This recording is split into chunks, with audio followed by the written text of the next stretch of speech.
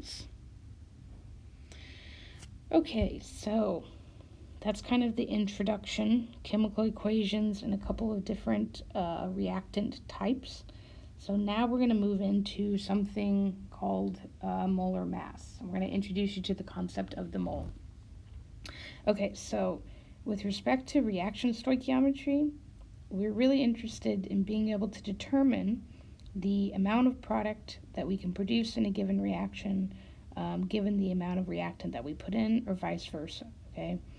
But chemical reactions happen between individual molecules, right? So when we have methane, or CH4,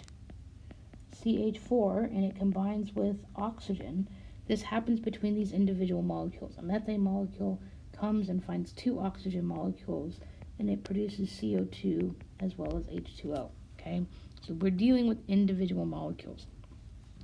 To be able to control how much of this we want to form, or how much of this we want to use, we need to be able to have a method whereby we know how many molecules we're actually putting in, okay? The problem with that, with respect to, the actual reality of these molecules, is that they are much too small, or they're extremely small comparatively, that we can't measure them, right? I can't say, oh, I've put in 50 methanes because I sit here with my tiny little tweezers and count them, right? That's impossible, okay?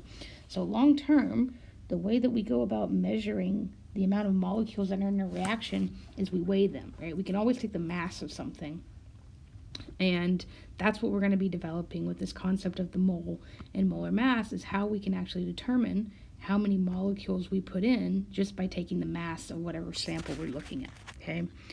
Okay, so where we start off with this is we introduce you to the mole, okay? So the mole is just a number. That's the most important part, and that's what I try to stress the most. It is just a conversion factor, okay? So whenever we have large numbers of things, right? So let's say when you go and buy eggs, you buy dozens of eggs, right? We usually use some sort of easy conversion to represent that number, right? So again, a dozen is 12 things.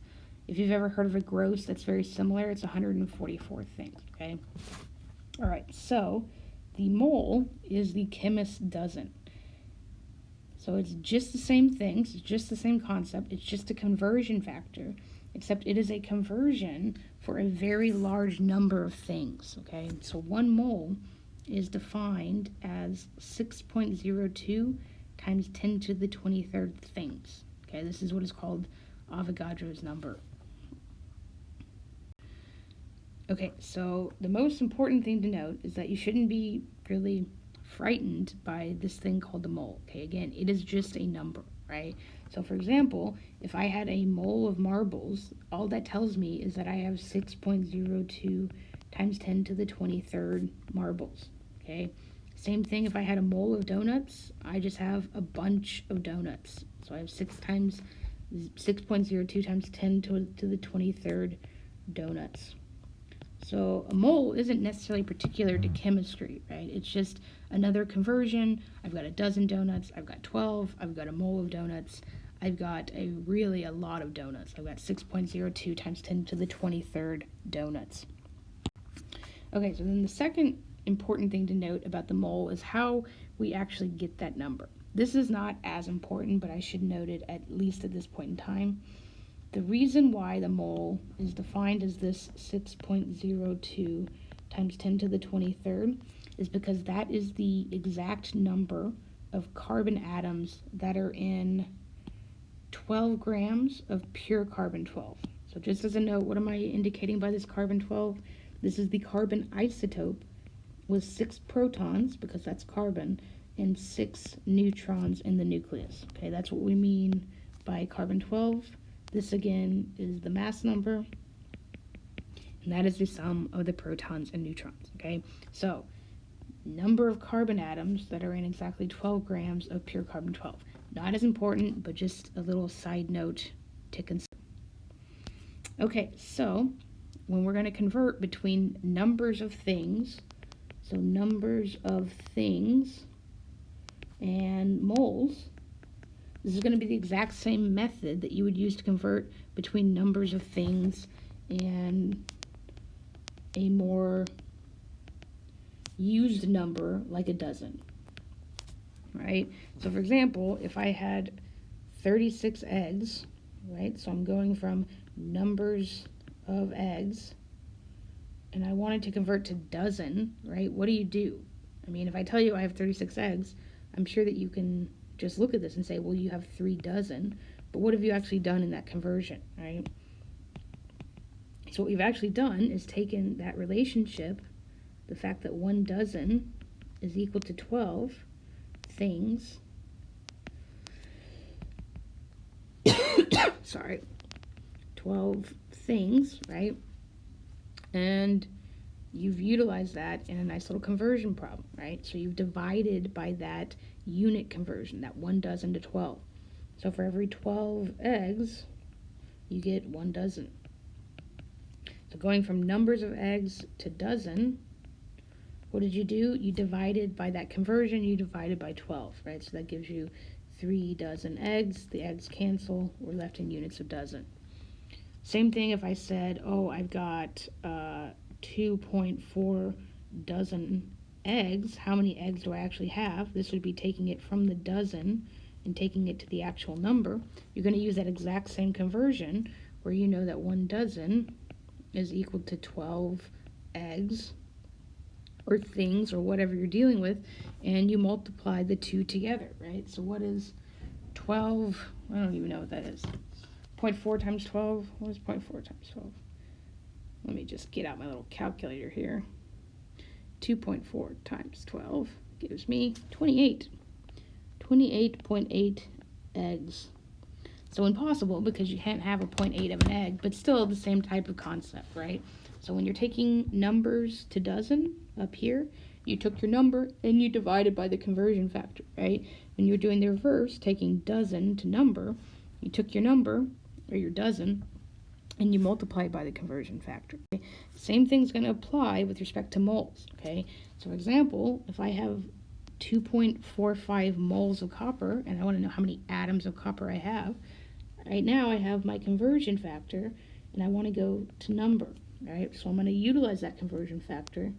That 1 mole is equal to 6.02 times 10 to the 23rd things. Okay, so we'll say atoms here.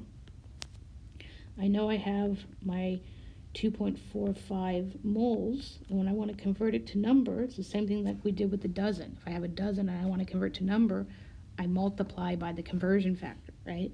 So for every 1 mole, I have 6.02 times 10 to the 23rd atoms. This gives me, when I multiply the two together, I am left with units of atoms here. And let me get that.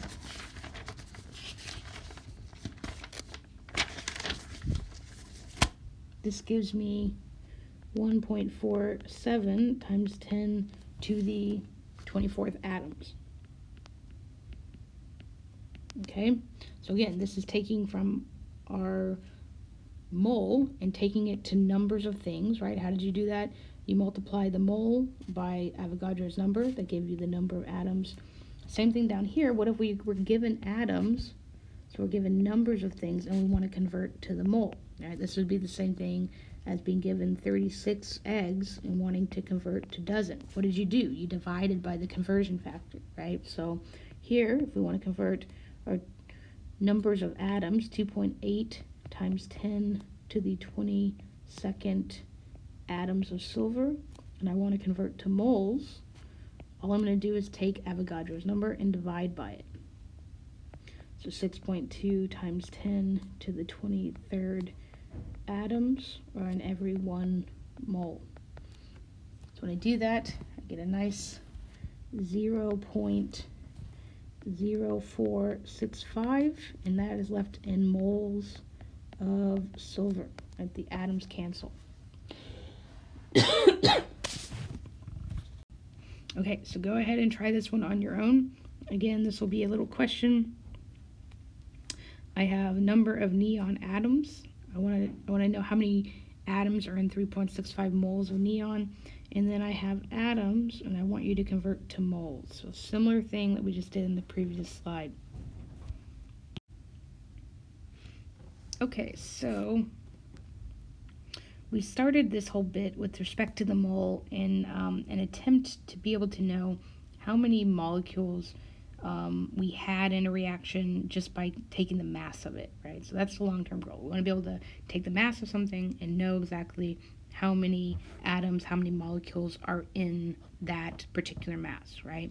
So right now what we have as a conversion factor is between the mole and the actual number of atoms, number of particles, right? This again comes from our Avogadro's number. All right, so now to be able to go from mass to mole, so that we can use Avogadro's number and get to the numbers of atoms, we need this conversion between the mass of an element and the number of moles of that element, okay? So this is what is called the molar mass, mass of 1 mole of whatever atom or element we are dealing with. And lucky for us, we actually already know it, right? So the molar mass is numerically equivalent to the element's atomic mass in AMU, right? So what do we mean by that? So for example, if you go on the periodic table and you look up the atomic mass of aluminum, you will find that it is 26.98 AMU, right? This is the atomic mass for aluminum. This is numerically equivalent to the molar mass, right? So this is 26.98 grams for every 1 mole, okay? So if you wanted a mole of aluminum, you would need to go into the lab and measure out 26.98 grams of it. Same thing for carbon.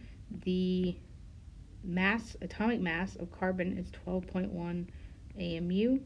Again, that is numerically equivalent to its molar mass, right? So there are 12.01 grams for every 1 mole of carbon, okay? Okay, so how are we going to utilize that now?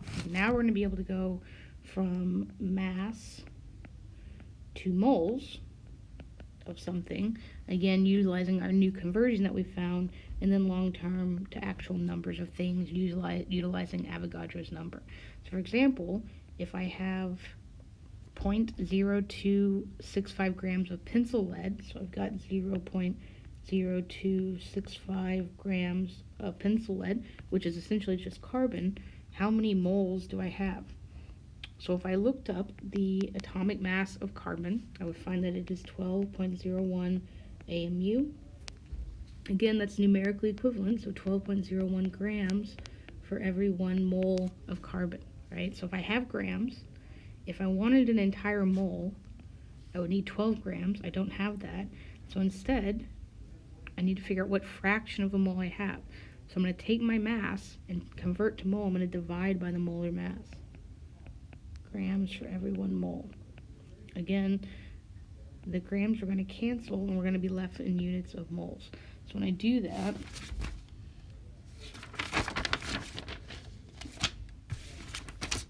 I end up getting 2.21 times 10 to the minus 3 moles of carbon. Okay, so grams to moles, you're going to divide by the molar mass. The mass of 1 mole of that element, okay? So what if I had moles? What if I had started with, let's say, 3.5 moles of carbon, and I wanted to go to grams? So instead of dividing by the molar mass, now my conversion here would be 1 mole gives me 12.01 grams. So this again is carbon, okay? So if I'm going from grams to moles, I'm going to divide. If I'm going from moles to grams, I'm going to multiply by the molar mass. Okay, so we're multiplying by the molar mass. Again, moles cancel, and we end up in units of grams. So 3.5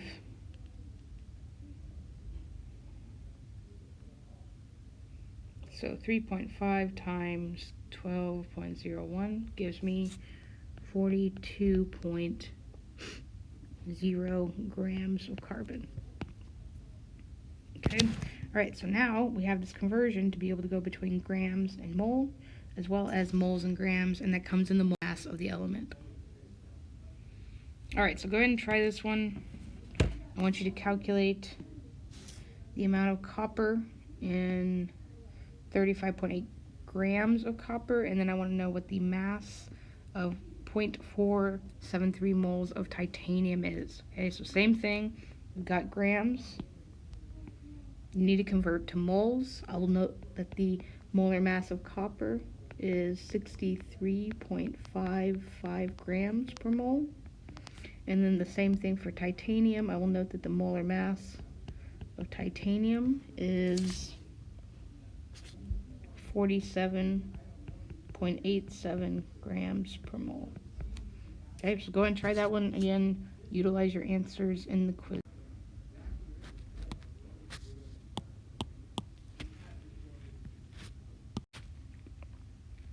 Okay, so now we have gone from grams to moles, and then previously we had gone from moles to atoms, numbers of things, okay? So now we're going to combine all of the three together so that we can go from the mass of something all the way to the number of something utilizing our various conversions, okay? So again, to get from grams to moles, we're going to use the molar mass. To get from moles to numbers, we're going to use Avogadro's number. Okay, so one more example, or one more little bit. All right, so I'm going to do an example, and I'll let you guys do some on your own. So in this one, we have 3.10 grams of a copper penny. Okay, so this is pure copper. And we want to know how many atoms are in this sample. So again, in going from grams to moles, we're going to use the molar mass of copper, right? And then from moles to numbers, we're going to use Avogadro's number, okay? So this is the outline, this is the game plan, all right? So now I've got my molar mass of copper. It's 63.55 grams for every 1 mole. I'm going to use that conversion. So I don't have a mole because I would need 63 grams of it. Instead, I have a fraction. So I'm just going to take 63.55 grams for every 1 mole of copper. Okay, so I'm going to divide by the molar mass. That's going to give me the number of moles of copper that I have, which ends up being 0.488. Nope, there's a 0 in there. 0.0488 moles of copper. And then in my second step, so this was step number 1, and step number 2, I'm going to multiply by Avogadro's number to get the actual number of atoms, right? So I'm going to take my moles, 0.0488 moles of copper, and I'm going to multiply by my relationship between moles. So for every 1 mole, there are 6.02 times 10 to the 23rd atoms. So for every 1 mole, there are 6.02 times 10 to the 23rd atoms of copper. So when I do that, I get 2.94 times 10 to the 22nd atoms of copper. Okay, so grams to moles. So grams to moles, we divide by the molar mass, right? And then once we're in moles, to get to the numbers of things, we're going to multiply by Avogadro's number. So that takes us from grams all the way to numbers of things. And so that's magic, right? That's just great. Okay, so I'm going to leave this one as a question. You're going to do the reverse. So we're going from numbers of things to moles. Mole is always the weigh station, and then from moles, I want to know what the grams are. So I give you the number of atoms of carbon. I want to know what is the mass of this. So the molar mass of carbon is 12.01 grams per mole, just as a reminder. And then Avogadro's number is, for every 1 mole, there are 6.02 times 10 to the 23rd atoms. So go ahead and try this out, and then push pause, come back for the answer to make sure that you're doing everything correctly.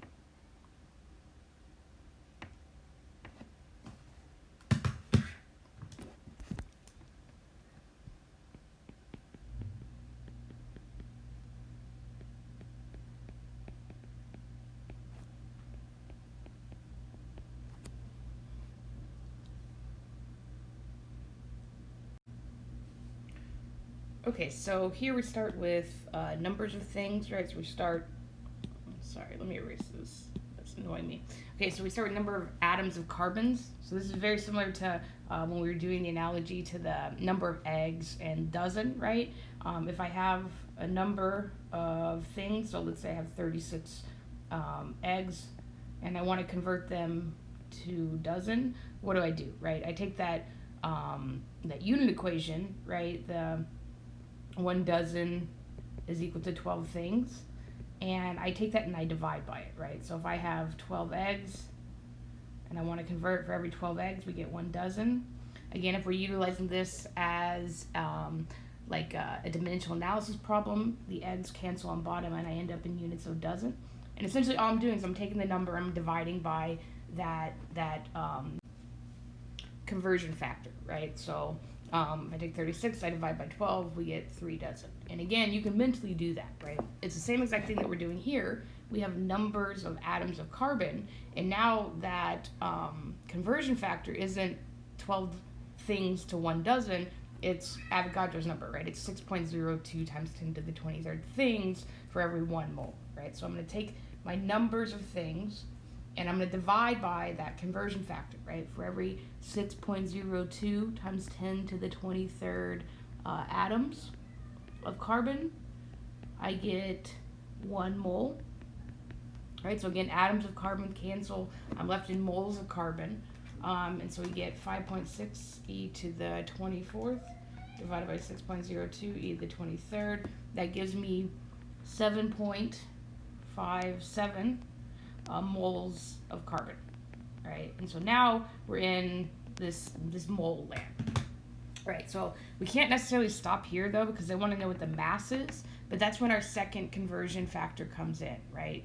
Because that's what the molar mass overall tells us. It tells us the mass of 1 mole of that compound or that element, right? So if we have 7.57 moles of carbon, and I know that for every 1 mole, which is what the molar mass says, there's 12 grams, then essentially I know that there's going to be a lot of grams, right? If we get 12 grams for every 1 mole, we have about 7.5 moles.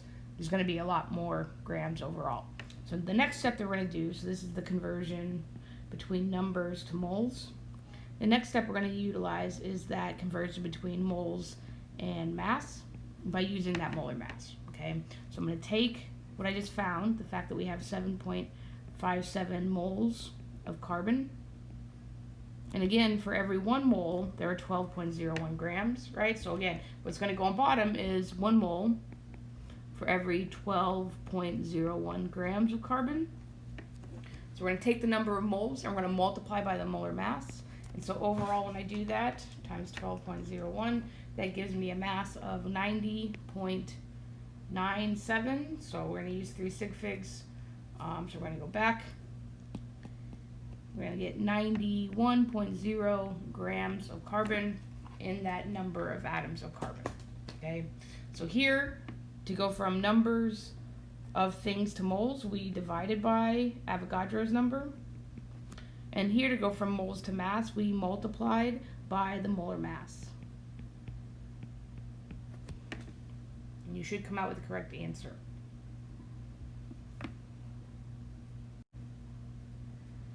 Okay, so let's go ahead and try this one. So this is multiple choice. Again, think about it. You shouldn't really have to do many calculations for this one, but you may want to consult what the atomic mass or the molar mass of each of these elements is. That's probably going to be important in answering this. But we want to know which sample contains the greatest number of atoms. We have 14 grams of carbon, 49 grams of chromium, 102 grams of silver, and then 202 grams of lead. And again, I'm wanting the greatest number of atoms, which sample contains that. So think about it, pause the video, and then come back.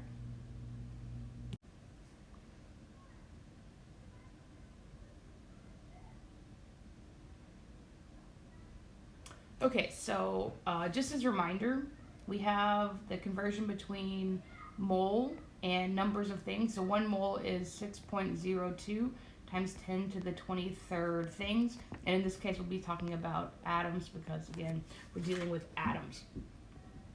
All right, so again, the question asks which of these guys contains the greatest number of atoms? Not necessarily the greatest mass, because if we want to know who has the greatest mass, that would be D at 202 grams, but again, the greatest number of atoms. And so the go-between here, between the mass of things and the actual numbers of things, is again going to be the mole. And for each different element, that conversion between mass to moles to numbers is the molar mass, right? So my first step in answering this problem is looking up the molar mass of all of these elements. So for carbon, I go to the periodic table. Carbon's molar mass is 10.1 grams for every 1 mole. For chromium, the molar mass is 52 grams per every 1 mole. For silver, we've got 107.87 grams for every 1 mole. And then for lead, we've got 207.2 grams for every 1 mole. All right. And so what you could do here is, if you wanted to make sure and be super, super accurate, you could take the masses of all of these, you could convert them to moles using the molar mass, and then you can convert them to atoms.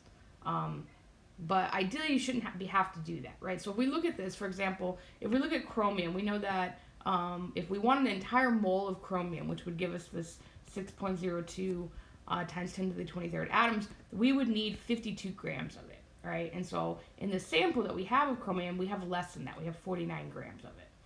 Similar for silver, if we wanted that number, so 6.02 times 10 to the 23rd atoms of silver, we would need 107 grams of it to get 1 mole, right? And again, we have less than that. We have 102. Same thing for lead. If we wanted a mole, that number of atoms, we would need 207 grams of it, and we only have 202. Now, on the other hand, for carbon, if we needed a mole, we would need 12 grams of it, right? It's 12.01 grams for every 1 mole. And here we have 14. So we have more than a mole. Let's spell correctly today. So more than a mole, where all of these guys have a little bit less than a mole, right? And again, a mole is this number of atoms. So if we have more than a mole, then this guy will have the greatest number of atoms overall, right? Because again, that's going to give us 6.02 times 10 to the 23rd. All of these guys are less, so they're going to give us less than 6.02 times 10 to the 23rd. So the answer here is A, and again, you should be able to think about that or rationalize that without doing any type of calculation.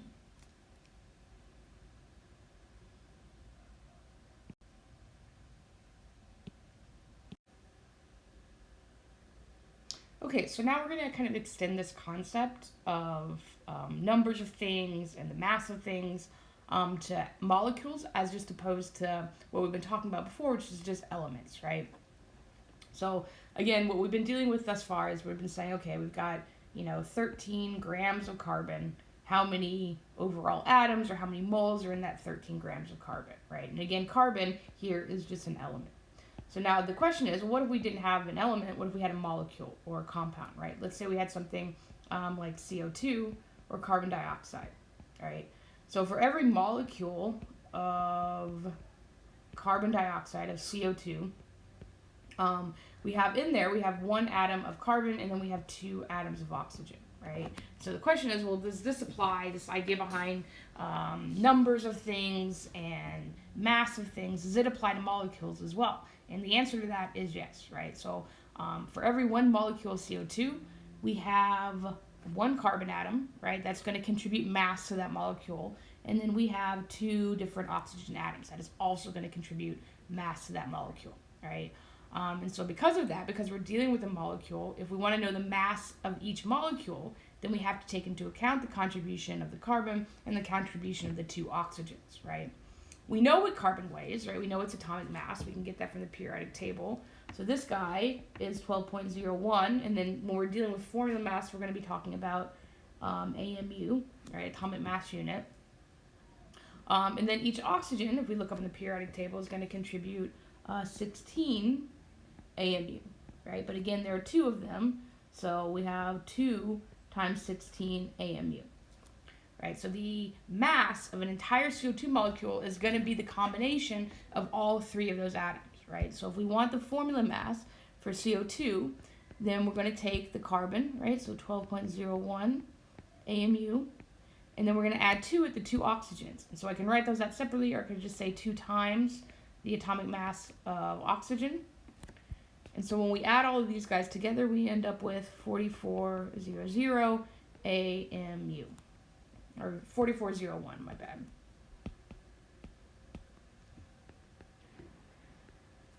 And again, what this is essentially the mass of an individual molecule of CO2, right? So we could do that for any compound, right? If we had, let's say, methane, let me go ahead, change that, CH4, right? In methane, we have a carbon, and each individual molecule has a carbon and 4 hydrogens, right? That's given by the molecular formula. It's also given by the structural formula, which I've written up here.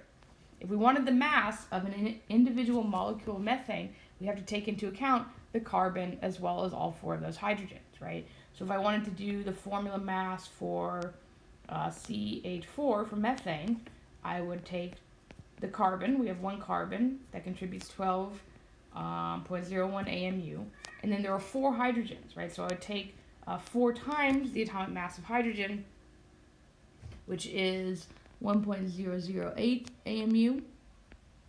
And I would add all of these guys together, right? So we get 1.008 times 4 plus 12.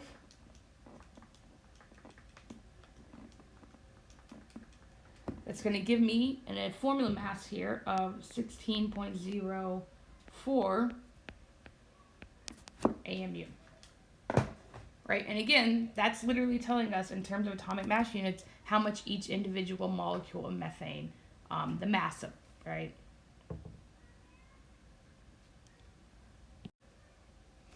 Okay, so now that we can calculate formula mass for compounds, we're also going to be able to use it very similar to the way that we used atomic mass in terms of being able to convert between grams of things to moles of things and then to the number of things, right? So again, before, we were dealing just with elements, right? So let's say that we had 5 grams of carbon, right? And I wanted to know how many individual molecules of carbon were in 5 grams of carbon. The first conversion we had to utilize was going from grams to moles, right? But then once we were in moles, we could use Avogadro's number to convert to the actual numbers of things, right? To get from here to here, so that we could do this later conversion, this is when we used the molar mass of the element, which came from the atomic mass of the element, which we found on the periodic table, right? Atomic mass was numerically equivalent to molar mass, right? So, very, very, very similarly. Now, we're not going to be dealing with elements, but we are going to be dealing with compounds, right? So let's say that we had 5 grams of CO2, right? And long term, let's say that we wanted to know how many numbers of molecules of CO2 were in that actual sample, right? Again, our big midpoint or in between is the mole, because anytime you have a mole of something, you can convert to the number of things using Avogadro's number, right? But the question is, well, how do we get from grams of CO2 of a compound to moles of a compound? So now we're going to utilize the formula mass, right, which we just figured out how to determine for each compound, but that's going to be numerically equivalent. So formula mass is numerically equivalent to the molar mass for the compound, right? So we calculated the formula mass of CO2 as 44.01 AMU. That tells us, just like we did for the element, that for every 1 mole of CO2, there would be 44.01 grams of CO2, right? It's numerically equivalent to the overall formula mass, the molar mass is, okay? Again, we don't usually use it like this. We'll see it instead as 44.01 grams for every 1 mole. But we're going to use it synonymously, or very similar to the way that we've been utilizing it, right? So let's go ahead and take our 5 grams. So we have 5 grams of CO2. And again, we're going to utilize now our molar mass of CO2, which is numerically equivalent to the formula mass that we just calculated. So we have 5 grams. If I wanted an entire mole of the compound, I would need 44 grams. So obviously I don't have a mole. I only have 5, which is much less. To convert first from grams to mole, we're going to take that molar mass and we're going to divide by it, just like we did for the element, right? So 44.01 grams for every 1 mole of CO2. So that's going to be our first step. Again, grams cancel, and we end up in moles of CO2 on bottom, or on top. So we have 5 divided by 44.01 gives us 0.114 moles of CO2. And now if we want to go from moles of CO2 to numbers of molecules of CO2, again, we just need that conversion between moles and numbers, which is Avogadro's number, right? So for every 1 mole, there are 6.02 times 10 to the 23rd molecules. So for every 1 mole, there are 6.02 times 10 to the 23rd molecules of CO2. I'm going to cancel the moles out. I'm going to multiply by Avogadro's number. And so long term, what we end up getting here is 6.02 e to the 23rd gives us 6.84 times 10 to the 22nd molecules of CO2.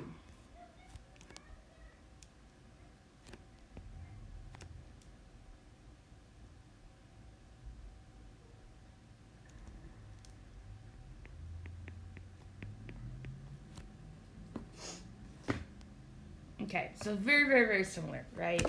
It's just now we're going to expand it into compounds and dealing with compounds as just opposed to being stuck with individual elements or individual atoms.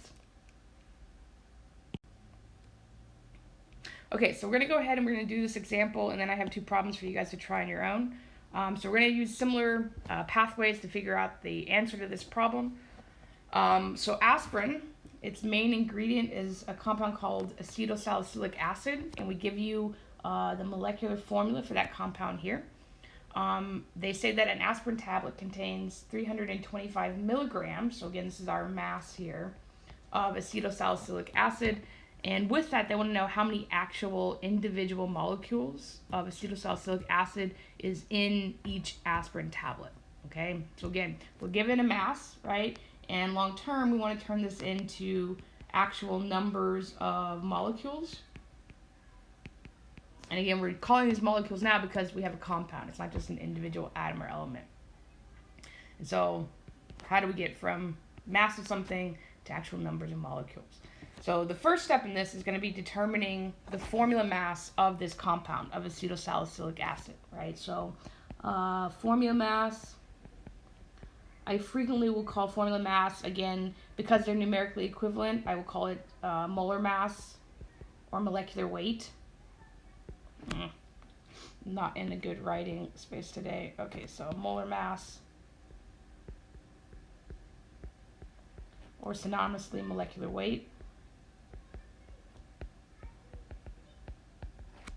But again, the way to go about doing this is just to take the fact that we have 9 carbons, we have 8 hydrogens, and we have 4 oxygens, and essentially adding all of those individual atomic masses together, right? That's going to give us the formula mass. That's going to give us the molecular weight of the compound, just like we did for CO2, right? So we have C9H8O4. So if we look up carbon, there are 9 of them, so 9 times the atomic mass of carbon, which is 12.01. We have hydrogen. There are 8 of them in this compound, so 8 times the atomic mass of hydrogen. And then we have 4 oxygen. So oxygen is 16.00. And again, I could utilize AMU right now, but I've gone ahead and skipped a step and just said, hey, we're going to be dealing with molar mass because we're converting, so I'm going to use grams per mole as my unit here. So we have 9 times 12.01. That gives us 108. We have 8.064 for the hydrogens, and then each oxygen times 4 is going to give us 64. So now we're just going to add all these guys together to get the entire combined mass of the compound.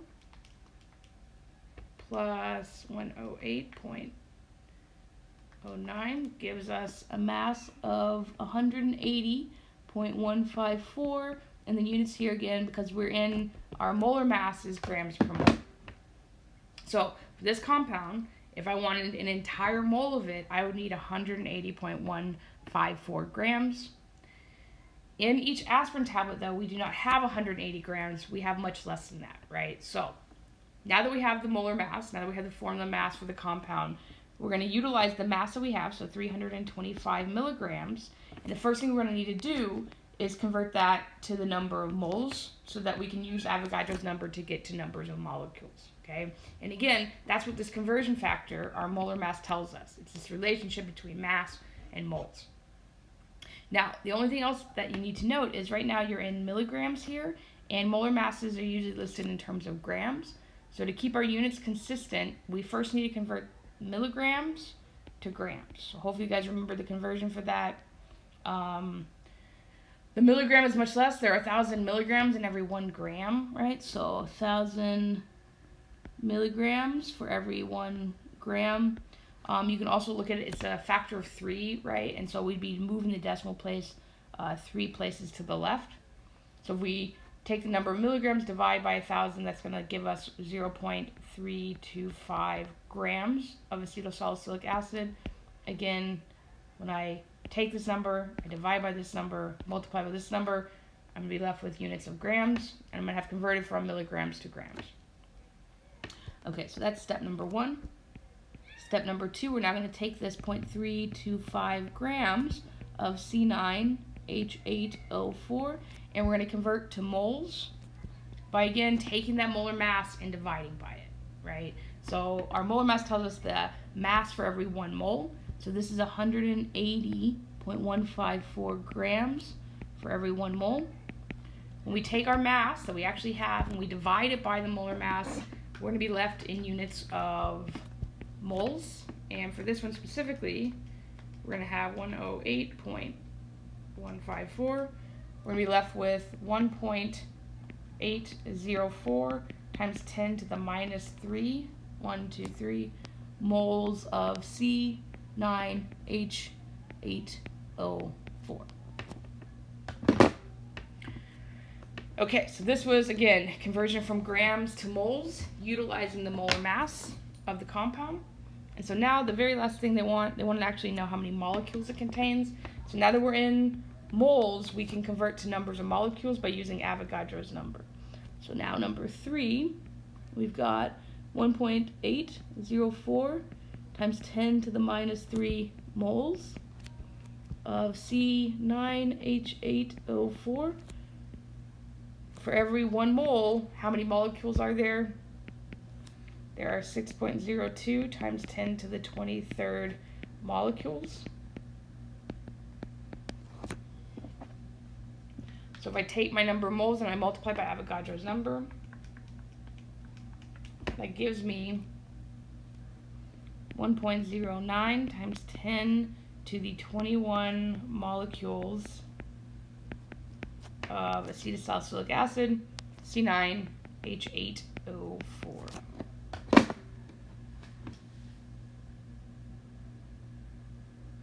Okay, so again, a couple different steps here. I guess number 1 should really be determining the molar mass of the compound, which again is adding up all of the individual atomic masses for all of the atoms in the compound. For this one, we had to convert to grams because we were in milligrams for our actual sample. But then once you're in grams, you're going to convert to moles, and then you're going to convert to numbers of molecules. Okay, so go ahead and give this one a try. Again, I would suggest pausing the video. When you come back, I'll put the answers. I'll write the answers on it, but I'm not going to go ahead and explain it. So number 1, very similar type problem. Now we have a tablet of ibuprofen, and it has 200 milligrams of the active ingredient in it. That active ingredient, ibuprofen, has a molecular formula of C13H18O2. I want to know how many molecules of ibuprofen are in that 200 milligram tablet. And then for number 2, I want you to go in reverse, right? So in this one, we have a sample of water where we actually know the numbers of molecules. And I want to know what the overall mass of the sample is, right? So for this one, you'll be going from molecules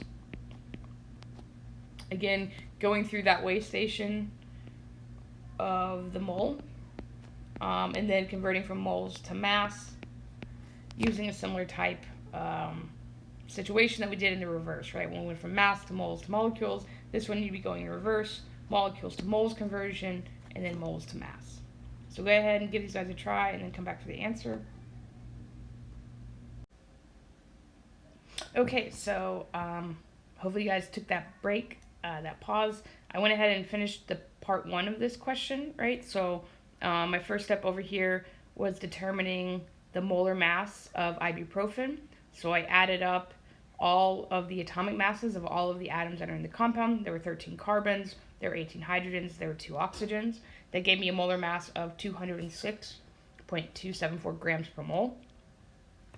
I then took that 200 milligrams and I converted to grams by dividing by 1,000 using the conversion between milligrams and grams.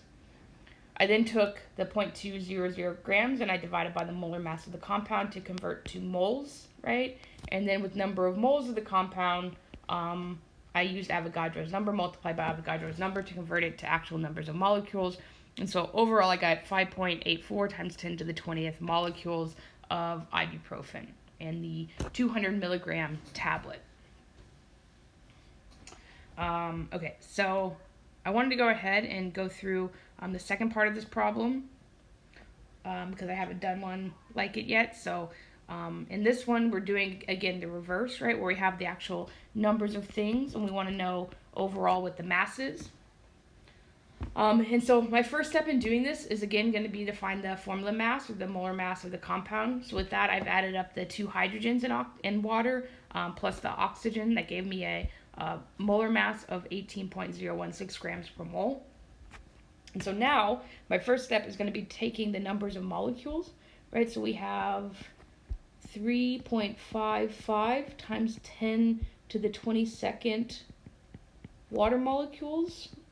And my first step is going to be converting to moles, right? And again, we're going to utilize Avogadro's number, but instead of multiplying by it, we're going to divide by it, right? So we have water molecules. So for every 1 mole, there are 6.02 times 10 to the 23rd molecules, right? Or there are 6.02 times 10 to the 23rd molecules for every 1 mole, right? So we're in moles. This is again like saying, oh, I've got numbers of eggs and I want to convert to the dozen. I'm going to use that conversion factor and I'm going to divide by it, right? So we have 6.02 times 10 to the 23rd molecules for every 1 mole, right? And so if I take my numbers of molecules and I divide by Avogadro's number, that's going to convert me to moles. So we have 3.5 e to the 22nd divided by 6.02 e to the 23rd. That was not it. Makes you wonder why I don't do these beforehand. Divided by 6.02 e to the 23rd gives me 0.0590 moles. And I'm getting into my other answers here. And so now that's our moles of water. Again, we don't want to just stop there. So 0.590 moles of H2O. We want to convert to mass, right? And that's where the molar mass is going to come in handy. Now, if we had an entire mole of this, we would have 18 grams, but we don't. We have a fraction of a mole. And so for this conversion, for every 1 mole, there are 18.016 grams of water. I'm going to take the numbers of moles, I'm going to multiply by the molar mass. So moles cancel, we end up in grams. So this is times 18.016. This gives me a mass of 1.06 grams of H2O.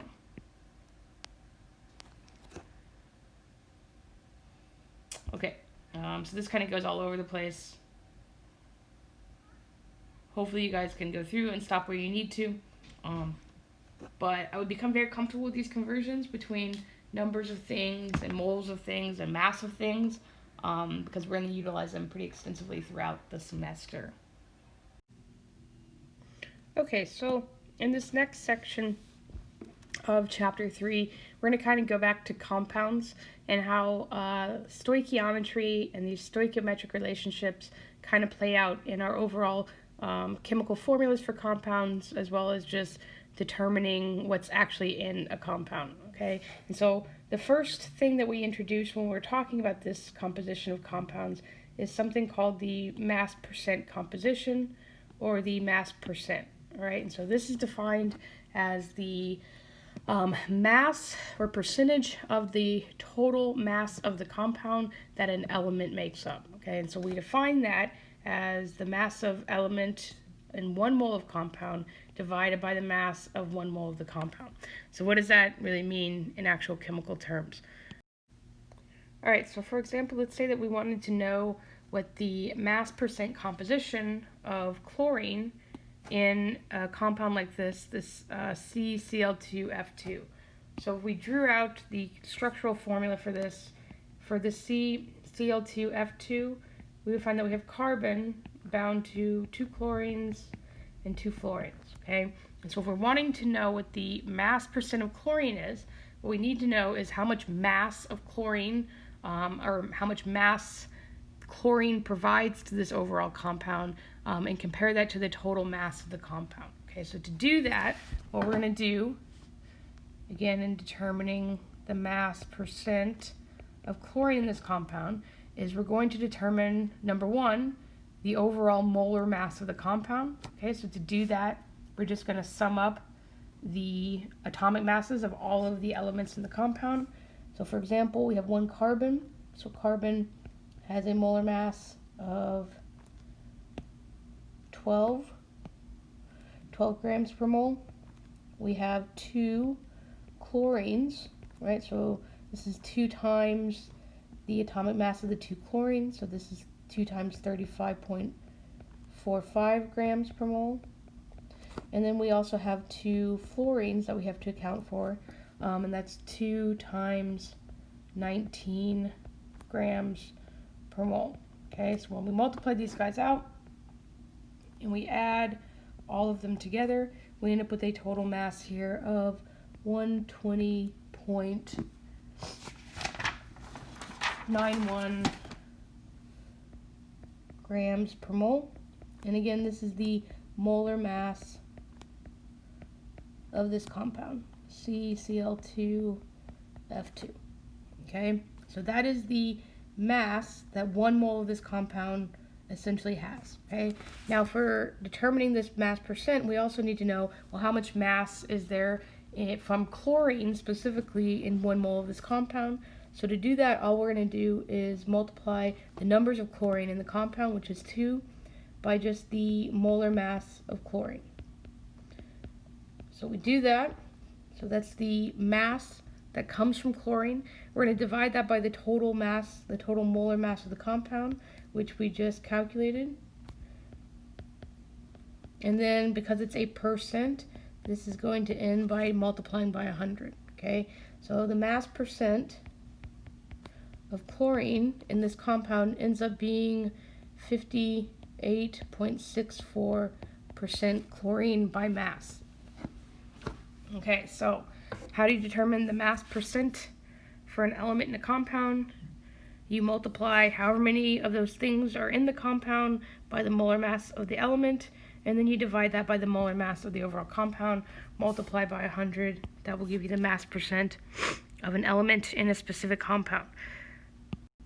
So now, how are we going to utilize these mass percents? Because it's like, well, we can do that, great, but what is that going to tell us?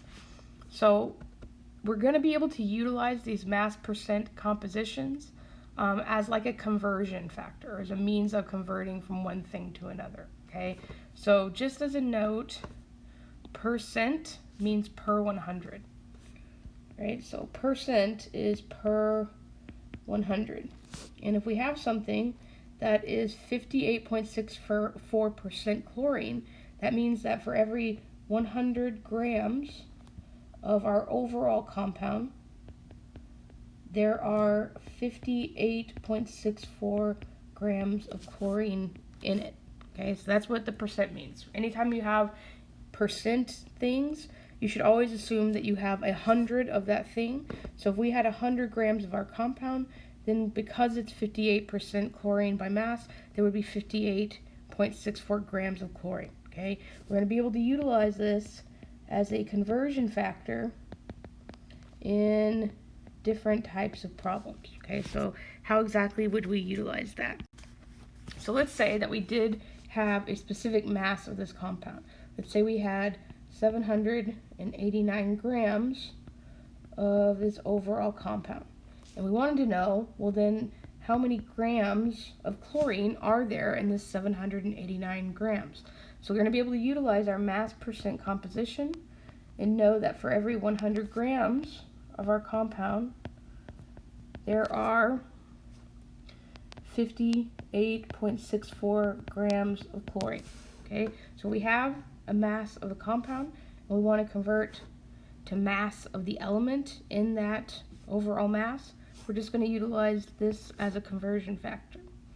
Right, so we have the 789. We're going to go ahead and divide by 100 grams of compound and multiply by the 58.64 grams of chlorine. Okay, so how many grams of chlorine are in this 789? Well, when we multiply, when we divide, we find that we get like 463 grams of chlorine. So again, this is one way that we can utilize these mass percent composition type problems. We can use it as conversion and know that for every 100 grams of the compound, there is whatever percentage of that element in there, that many grams of element in there.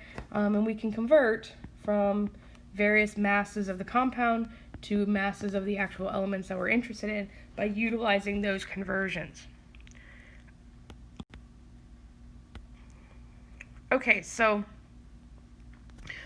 now we can take what we just did essentially with respect to the mass percent compositions is we took our chemical formula, right? So we took our Cl2F2, right? And we utilized this data, right? The fact that there is one carbon, two chlorines, two fluorines to figure out the mass percent of an element in that compound, right? So we figured out mass percent chlorine. We could have done that for fluorine and carbon as well, okay?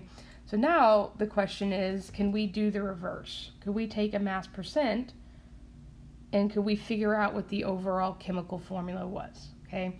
And so the answer to that is yes, we can, but it's kind of like a qualified yes, because what we end up getting is not necessarily the molecular formula, which is what we would like to get, our molecular formula, but instead we only can determine the empirical formula from it, okay? So again, yes, we can take mass percent composition data and determine a chemical formula, but that chemical formula will only be the empirical formula. So remember, what was the empirical formula? It was the simplest whole number ratio of atoms in a compound, right? So for example, hydrogen peroxide is H2O2. This is the molecular formula. The empirical formula is, again, the reduced number for these guys, the simplest whole number ratio. So the empirical formula for hydrogen peroxide, H2O2, would be just HO, okay?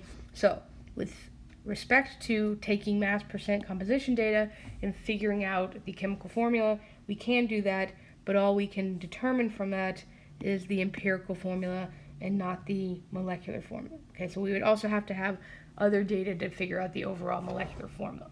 So this technique, this essentially utilizing this mass percent composition data, using it to determine the chemical formula, this is something that is called elemental analysis. Okay, so what will happen usually is you will take some sort of unknown compound, you will decompose it, and then you will measure the masses of all the elements in it, and then be able to extrapolate back to get the empirical formula.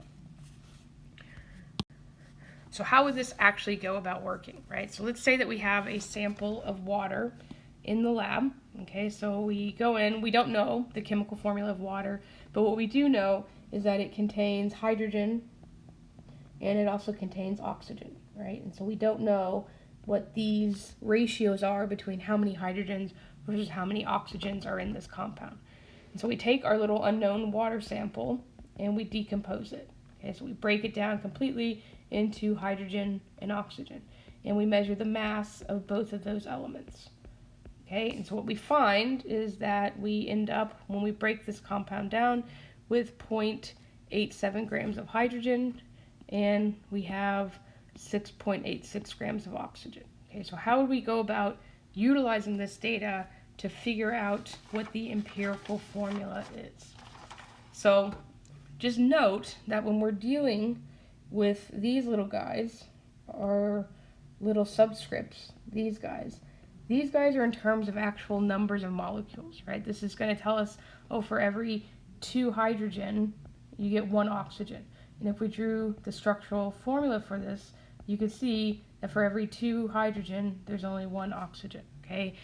With respect to this is not dealing with relationships between hydrogen and oxygen in mass. Instead, these again are dealing with hydrogen and oxygen relationships in molecules, okay? Or more importantly, in moles. So the first step in this is going to be taking our masses and having to convert to moles. So that's going to be number 1. So how would we go about doing that? So we're going to go ahead and take the masses that we were given of each of the 2 elements. So we've got the 0.857 grams of hydrogen and 6.8 grams of oxygen. And our first step in doing this is converting these to moles. Okay, so number 1, we're going to convert our grams to moles. Okay, so we'll take our individual masses. We'll start with hydrogen. We've got 0.857 grams of hydrogen. And to convert to moles, I'm going to take the molar mass of hydrogen, which is for hydrogen just the atomic mass, 1.008 grams per mole.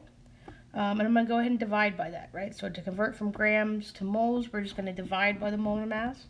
So for every 1.008 grams of hydrogen, we would have 1 mole of hydrogen. So when I do that, I end up with 0.850 moles of hydrogen. And now I'm going to do the exact same thing for oxygen. So for oxygen, I have 6.86 grams. I'm going to take that mass and again convert to moles by dividing by the molar mass of oxygen. So oxygen is 16 grams per mole. So I'm going to take the mass that I have, I'm going to divide by the molar mass to convert to moles. And that's going to leave me with 0.429 moles of oxygen. Okay, so first step is conversion of your masses of the elements to moles. Okay, then what we're going to do is we are going to write what is called the pseudo formula. Okay, so in the pseudo formula, we're going to write the 2 or the multiple, however many elements we're dealing with, in kind of like a putative chemical formula. Okay, so we'll say hydrogen and oxygen. And then what we're going to do is we're going to list as the subscripts how many moles of each we have. So for this one, we've got 0.85, and I may need a little bit more room. So for hydrogen, this is 0.850, and for oxygen, this is 0.429. Okay, so this is what we would call a pseudo formula. Okay, so have you ever seen a chemical formula look something like this? No, you don't usually see it, right? Instead, you see it as nice, even whole number values. So the way we're going to take our pseudo formula and convert it to our actual empirical formula is we're going to divide both of our amounts in moles here by the smallest number of moles. So for this one, the smallest number of moles is from oxygen. There's only 0.429, so I'm going to divide both numbers by that. Pardon me.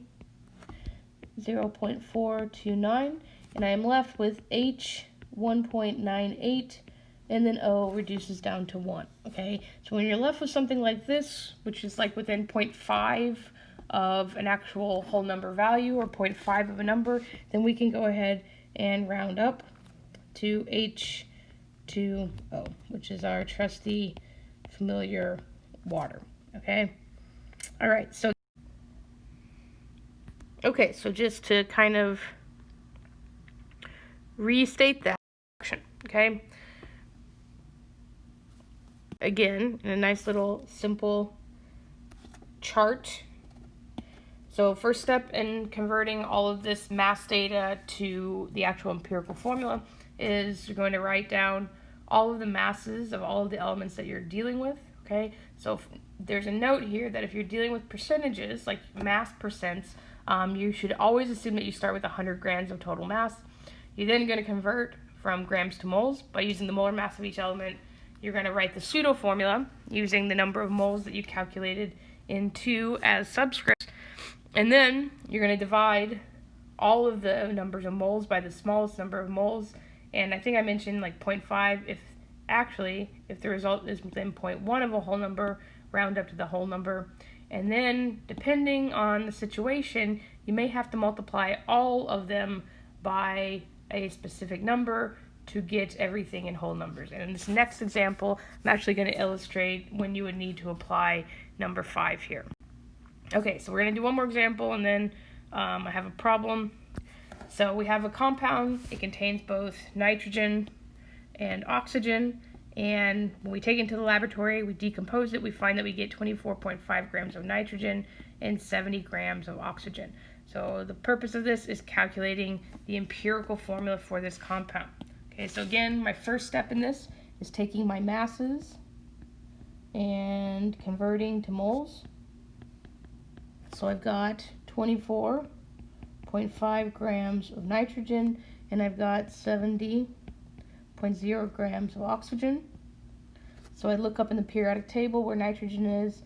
The molar mass of nitrogen is 14.01 grams per mole. And then again, I look up oxygen. The molar mass of oxygen is 16 grams per mole. So I'm going to take my masses, and I'm going to divide by the molar mass for each of the elements. Okay, so I've got nitrogen, 24.5 grams. I'm going to divide by the molar mass. So it's 14.01 grams for every 1 mole. And then same thing for oxygen. I've got 70. I'm going to divide by the molar mass to convert to moles. So for the numbers here, I get 1.75 moles of nitrogen, and I get 4.38 moles of oxygen. All right, so that's step number 1, conversion from our element masses to element moles. Step number 2 is writing the pseudo formula. So we'll write nitrogen first, and we'll list the number of moles with nitrogen. So nitrogen has 1.75 moles, and then oxygen will come second. It has 4.38 moles. And then in the next step, we're going to reduce these to whole number values, ideally by dividing by the smallest number. So for this problem, that ends up being the 1.75 from the nitrogen. So when I do that, I'll get nitrogen 1, so that reduces to 1, and then oxygen is 2.5. Okay, so this is kind of like that last little issue that I had said, the bullet point number 5. Sometimes you will end up in a situation where you still have a fraction for your number, okay? And so you're going to have to multiply by a whole number value. You're going to have to multiply everything to get rid of that fraction, right? So we're left with 2.5. We can't leave this empirical formula like this because you can't have a 0.5 of an oxygen, right? And so we need to multiply this guy by a number to get this 2.5 to a whole number value. So if we multiplied 2.5 by 2, that would take 2.5, multiply that by 2, that takes that up to 5, okay? So depending on the fraction that you're dealing with is going to depend on what you end up having to multiply by here. But when you do, you have to multiply everything by it. So that 2 distributes into the entire compound. So overall, the empirical formula for this would be nitrogen 2 and then oxygen 5. Okay? Okay, so again, masses to moles. Write your pseudo formula, reduce your pseudo formula, and then multiply this out to get fractions out of any type of subscripts that we have. Okay, so now this is the question that I'm going to put on the quiz. This is question 3.8, and we're asking you to do the exact same thing, okay? Except now, number one, big difference is we have 3 separate elements that you're going to have to take masses and convert to moles, right? So you're going to have 3 separate elements in your empirical formula. Number 2, what we're starting with is mass percent compositions, right, for each of the elements. So how are you going to deal with that, right? This isn't a mass like I've been giving you in the 2 examples before. So the big assumption that you should make with respect to these percentages, you should always assume, that you have 100 grams of this compound. So if you do that, and it ends up being 60% by mass carbon, that means that you would have 60 grams of carbon, right? That means that if it's 4.48% hydrogen by mass, then in 100 grams of the compound, there would be 4.48 grams of hydrogen. And then for oxygen, if there was 35% oxygen by mass, then there would be 35.52 grams of oxygen if there were 100 grams of the compound, okay? So with respect to these percent type problems, always assume that you have 100 grams, and then these percentages will just convert directly to the actual mass of each element, okay? So you would start this problem saying that you have 60 grams of carbon, 4.48 grams of hydrogen, and 35.52 grams of oxygen, and then you would go to determine the empirical formula from that data, okay? So I'm going to go ahead, let you guys do this one. This will be on the quiz. Follow the exact same steps as you had in the 2 previous examples, and hopefully you will get the correct answer. So go ahead and try this, and then push pause on the video. When it comes back, I'll go ahead and just list the answer, just to make sure you guys are understanding what's happening.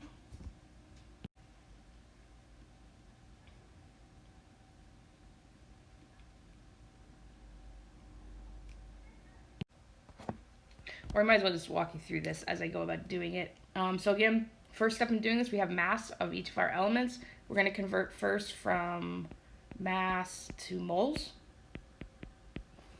So for carbon, we're assuming there's 100 grams of the total compound. So that means if it's 60% carbon, then there's going to be 60 grams of carbon. To convert from grams to moles, I'm going to divide by the molar mass of carbon, which is 12.01 grams for every 1 mole. So we do that. We've got 60 divided by 12. 60 divided by 12. It gives us 4.99 moles of carbon. I'm going to do the same thing for the hydrogen. So we have 4.48 grams of hydrogen. I'm going to divide by the molar mass. That is 0.008 grams for every 1 mole. So 4.48 divided by 1.008 gives us 4.44 moles of hydrogen. And then the same thing for oxygen. We've got 35.52 grams divided by 16 grams for every 1 mole.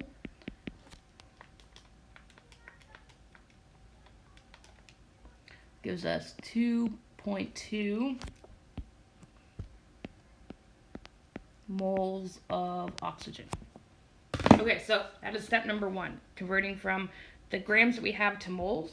Now step number 2 comes in form of the pseudo formula, right? So I've got carbon with my 4.99 moles. I've got hydrogen. Again, these are written as subscripts right now because it's a pseudo formula, pseudo molecular formula. 4.44, and then I've got oxygen with 2.22. So after the pseudo formula, the next step is to divide by the smallest number that's listed. That ends up being 2.22. So we're going to divide everybody by 2.22. Divide by 2.22. We have carbon.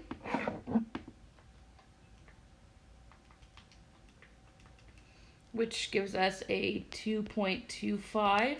Hydrogen, which is a 2, and then oxygen, which is a 1. Again, we have nice whole numbers for hydrogen and oxygen, but we don't have a whole number or an integer for carbon. And so to do that, we're going to have to multiply this guy by a number to get it to a whole number value. And so that number ends up being 4, right? If we divide, or not divide, but multiply 0.25 by 4, that'll ground us, or that'll get us to a whole number. But when we do that, we have to multiply everybody by 4. It can't just be carbon. So 4 times 2.25 times 4 gives us a carbon 9. 4 times 2 gives us a hydrogen 8. And then 4 times oxygen gives us an oxygen 4. And so this is the empirical formula. This is the correct answer for whatever this compound is. So a couple different steps. Again, if you're given percentages, you need to convert them to grams, and then going from grams to moles. Then we're left with the pseudo formula. And then if you need to get rid of a fraction, which we did in this case, you're going to have to multiply everybody by a number to get the overall empirical formula. Okay, so with all of this empirical formula, elemental analysis stuff, we are only determining the empirical formula from that type of data, right? The issue is that sometimes we would actually like to have the molecular formula. So how do we get the molecular formula from this empirical formula data? So the one key piece of information that we would need if we wanted to determine the molecular formula and we knew the empirical formula is we would also have to know the molar mass of the compound. Okay, so if we have empirical formula, we want molecular formula, we also need to know what the overall molar mass of the compound is to do that. So just remember, or just as a reminder, the molecular formula is just going to be some sort of whole number multiple of the empirical formula, right? So for example, again, if I go back to hydrogen peroxide, H2O2 is the empirical formula multiplied by 2, this whole number multiple, okay? So this guy is always coming from this guy multiplied by some sort of integer value. And so because of that, the molar mass of our overall compound is also some sort of whole number multiple of the empirical formula molar mass. So if we know our empirical formula and we know the molar mass of our compound, we could figure out what that n was, right? What that whole number multiple was. And then with that, determine the molecular formula by multiplying the empirical formula by this whole number multiple, okay? So I will demonstrate what I mean by that on the next slide.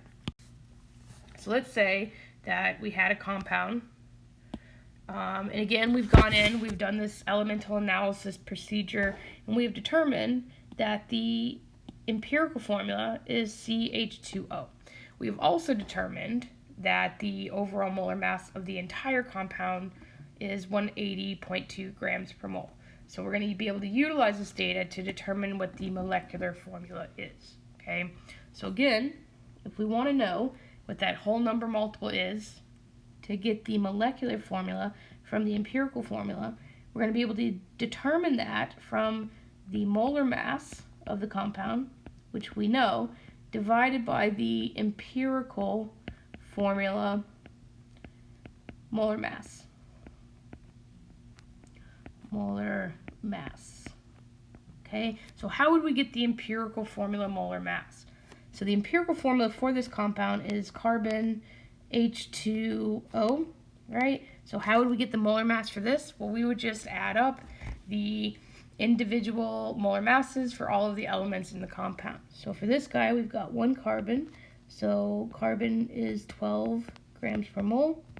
We've got 2 times hydrogen, which is 2 times 1.008, which gives us 2.06 grams per mole. And then we've got 1 times oxygen, which is 16.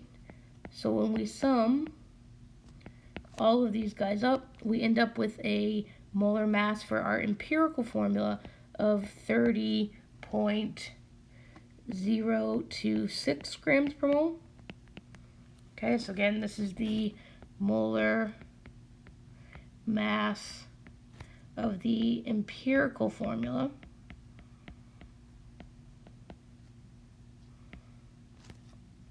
So now to get in, all we have to do is take the molar mass of the overall compound, which was 180.2, and divide by the empirical formula molar mass, which was 30.026. When we do that, we should get some sort of nice whole number value, and for this problem, that ends up being 6, okay? So again, that's not the answer to this question. We don't want to know what this whole number multiple is, but instead we want to be able to obtain the molecular formula from that. So now, with this in, we know that the molecular formula is just equal to the empirical formula times this n. Okay, so we've got our 6, or our CH2O times 6. And so when we multiply this guy in, we get C6H12O6. Okay, so again, purpose of this, if we actually want the overall molecular formula for the compound, we know the empirical formula, we know the molar mass, we'll be able to utilize all of that data to figure out what the molecular formula is. Okay, so then the last part of this section deals with something called combustion analysis. So previously, we used the technique of elemental analysis to determine the empirical formulas for compounds. Combustion analysis is just kind of like a special type of elemental analysis, okay? So this is usually only used for organic compounds, so things that only contain carbon, hydrogen, and oxygen, okay? And so what happens in this technique is that we take our little organic compound, let's say it just has carbon and hydrogen in it. So we'll take this, some sort of unknown amount of carbon, unknown amount of hydrogen. We will combust it, right? So remember, that is just adding it to molecular oxygen. We get some sort of nice big explosion. And the only products from this combustion is CO2 and then also water, okay? So what happens is we take this unknown, we combust it, and we measure the masses of our CO2, the masses of our water as well, and we utilize that data to go back and figure out how much of this was there originally, right? Well, how does that work? So note that with respect to the carbon, carbon shows up only in the CO2 that is produced, and for the hydrogen, hydrogen shows up only in the water that is produced, okay? So in this type of analysis, the oxygen is kind of the hard one because it ends up in both compounds, but we can utilize how much of this is there, how much of this is there, to figure out how much of this and how much of this was originally there at the beginning. Okay, so let's go ahead and go through an actual example of a combustion analysis to figure out, again, how we would get the empirical formula from data like this, okay? So in this example, what we're looking at is we've got this unknown compound, and it contains only carbon and hydrogen. So we can go ahead and write some sort of pseudo formula where we have CXHY. We combust it, so we add it to molecular oxygen, and it goes and produces 2.445 grams of CO2. So we get 2.445 grams of CO2, and then we get 0.6003 grams of water. So we get water and 0.6003 grams of water, right? So how can we utilize this data to figure out what the empirical formula from the original hydrocarbon was? So the first step in this problem is very similar to what we did before, except now we're going to take our masses of our CO2 and water, and we're going to convert to moles of CO2 and water, right? Not moles of element, because now we're actually dealing with these masses of compounds. So for CO2, I will take the mass that I made of it, 2.445 grams of CO2. So the molar mass for CO2 is 2 oxygens, which is 32, plus 1 carbon. This is a C, which is 12. We add these guys together, it ends up being 44.01 grams per mole. So I'm going to take my mass of CO2 and I'm going to divide by the molar mass of CO2 to convert to moles of CO2. Okay, so this is 44.01 grams of CO2 for every 1 mole. When I do that, I end up getting a 0.0556 moles of CO2. Okay, I'm going to do the exact same thing now for water. But now for water, we've got 2 times hydrogen, which is 2.016, and then 1 oxygen, which is 16. We add these guys together for the molar mass for water. This is 18.016 grams per mole. So now we're going to take our mass of water that is produced, 0.6003 grams water, and we're going to divide by the molar mass. So this is 18.016 grams for every 1 mole. So when I do that, I end up with 0.0333 moles of H2. All right, so now that we've figured out the moles of our products dependent on the grams, now we're going to be able to utilize that to convert back to actual numbers of moles of carbon as well as the actual numbers of moles of hydrogen. Okay, so I'm going to take my carbon first because it's nice and easy. At this point in time, we have 0.0556 moles of CO2. And again, with respect to CO2, all of the carbon came from this guy originally, right? And in a CO2 molecule, we have carbon and we have 2 oxygens. So for every 1 overall molecule of this, we end up getting just 1 carbon, right? So that's going to be the exact same conversion when we convert from moles of CO2 to moles of original carbon. So in this CO2 molecule, for every 1 mole or 1 molecule of CO2, there's only 1 mole or 1 molecule of carbon. So we will convert directly from moles of CO2 to moles of carbon, and they will be the exact same number, because again, it's a 1-to-1 relationship. So now we have moles of carbon. Now water, on the other hand, is different. So in water, we have H2O, right? So for every 1 molecule of water, we get 2 molecules of hydrogen when we break everything apart, right? That's going to be the conversion for water. So if we have 0.033 moles of water, for every 1 mole of water, we actually produce 2 moles of hydrogen, because again, there's a 2 in front, or a 2 with respect to the hydrogen, right? So if we decompose all of our little water molecules, we would essentially obtain twice the amount of hydrogen than we actually had in water molecules. So when we convert from moles of water to moles of hydrogen, you always have to multiply by 2 because of the stoichiometry in the water molecule. Okay, so when we do that, we end up with a 0.0666 moles of hydrogen. Okay, so now that we're in our moles of our 2 elements from our pseudo formula, or from our original empirical formula, we're going to go ahead and write our pseudo formula like we did with respect to the elemental analysis.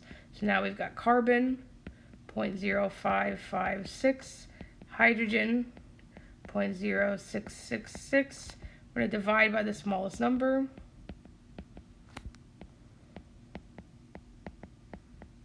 And we are left with carbon, and then hydrogen, and then we actually do this, so 0.66.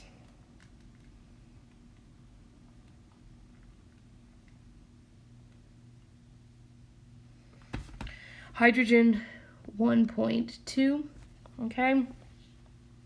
So now this is again going to be one of these awkward fractions. How would we get a 1.2 to a whole number value? What number could we multiply it by? So if we multiplied it by 2, we'd get 2.4. Multiplied by 3, we'd get 3.6, so on and so forth. If we multiplied everything by 5, then 1.2 times 5 gives me 6 overall. So when we do that, we get carbon 5 and then hydrogen 6. Because again, we're just multiplying 5 in to get rid of that fraction and to get our answer in a nice whole number value, which is how we normally see our beautiful little empirical formulas.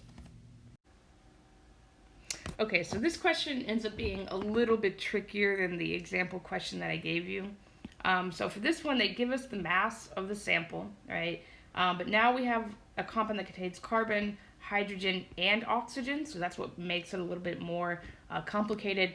And again, we're using this combustion analysis. When we burn the sample, it gives us 1.6 grams of CO2 and 0.655 grams of water. And so they want us to find the empirical formula of the compound from this combustion analysis data. Okay, so I'm going to go ahead and do this. Again, if you want to give it a shot on your own, I would pause the video and then come back when you have an answer. But I'm going to go ahead and start solving this problem, okay?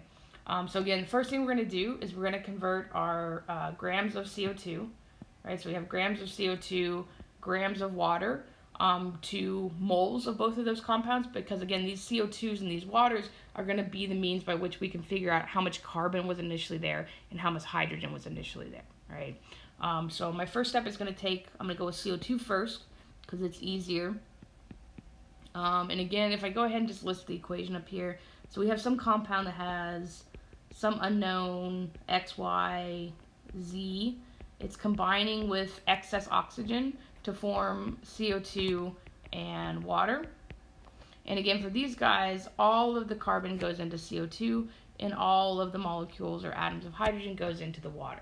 So the CO2 is going to allow us to figure out how much of this was initially there, and the water is going to allow us to figure out how much of this was initially there.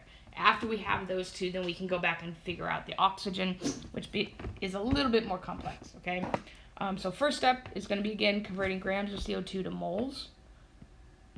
So we have 1.604 grams of CO2.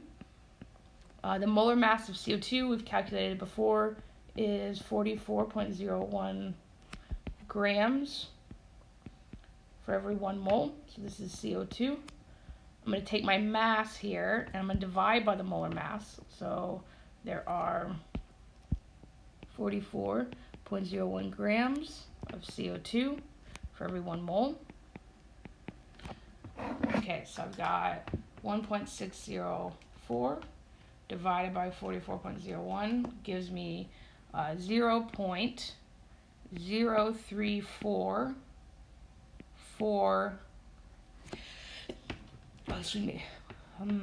moles of CO2. And again, because this is a 1-to-1 relationship over here, for every 1 CO2 of CO2 that was coming from 1 carbon, right? It's a 1-to-1 relationship overall. So that tells us that in that original compound there was 0.0344 moles of carbon. Okay, so now we're going to do that same thing with the water. So we had 0.6551 grams of water of H2O. The molar mass of water is 18.016 grams per mole. So we have 18.016 grams for every 1 mole of water. So we take our mass, divide by 18.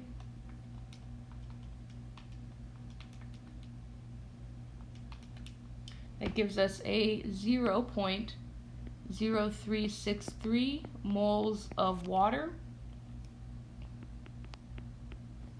But now, and this is important to realize, and this is what we tried to issue before, for every 1 of these, this is essentially making 2 hydrogens, or 2 hydrogens have been drawn from what was over here. So for every 1 molecule or mole of water, there are 2 hydrogens in it.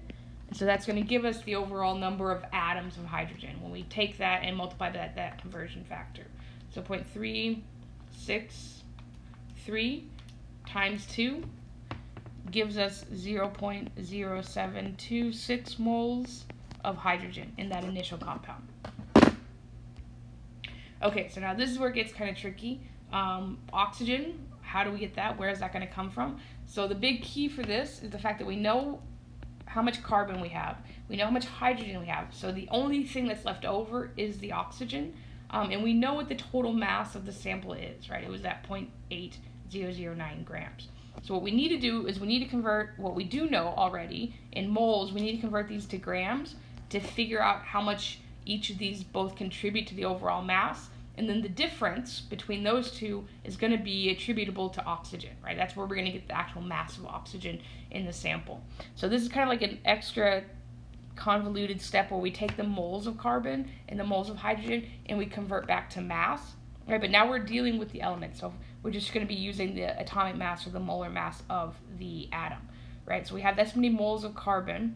For every 1 mole of carbon, the atomic mass of carbon or molar mass is 12.01 grams. So we're going to take that, multiply by the molar mass of carbon, times 12, gives us 0.413 grams that are attributable to carbon. We're going to do the same thing for hydrogen, except using the molar mass of hydrogen. So for every 1 mole of hydrogen, there are 1.008 grams. So 0.0726 times 1.008, that's going to give me 0.0732 hydrogen. Okay, so we know what the total mass of carbon is, we know what the total mass of hydrogen is. The combination of those two, right, if we add those two together, we're going to end up with plus 0.0732. We're going to end up with a 0.4862 grams total, right? But again, the entire mass of the sample was 0.8, right? So the difference between the 0.8 and what we have from the carbon and hydrogen is going to be oxygen. It's going to be whatever oxygen is contributing. So here, we'll take the difference. So we have 0.8009 grams of sample, and we're going to subtract the contribution from carbon and hydrogen, so 0.4862 grams. So the difference between those guys is 0.3147 grams, and this is the mass of the oxygen in the compound, okay? So again, that's great. Now we know how much oxygen was there in grams, but we have to figure out, in terms of determining the empirical formula, how many moles or how many molecules this ends up being. So we're going to go ahead and take this mass, which is oxygen, and we're going to convert that to moles, just like we did for the CO2 and the hydrogen, to figure out how many moles of oxygen are in the compound. So I'm going to take this 0.3147 grams of oxygen, and this is just oxygen, so we don't have to worry about any type of compound. I'm just going to divide by the molar mass of oxygen for every 1 mole, and that's going to give me the number of moles of oxygen. Divided by 16, we end up with a 0.0197 moles of oxygen. Okay, this is what I mean by this being much more of a hassle. So now we have our moles of oxygen, we have our moles of hydrogen, and we have our moles of carbon.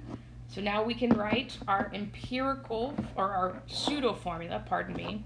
We have carbon, and that's ugly, I'm not going to use that color. We have carbon of 0.0344. We have hydrogen of 0.0726, and we have oxygen of 0.0197. Again, we're going to reduce this by dividing by the smallest number, which ends up being the oxygen. Divide all of them by the smallest number, divided by 0.0197. That's going to give us carbon 0.0344 divided by 0.0197. Okay, we have carbon of a 1.75. We have hydrogen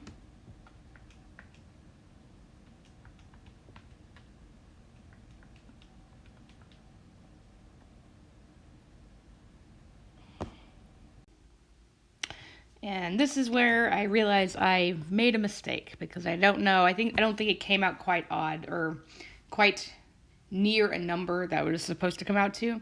So if we go back up here, I did make a mistake up here. So when you take 1.6004 and you divide by, let me highlight this. When you take this guy and you divide by this guy, you do not get this number. So I'm going to go ahead and erase that.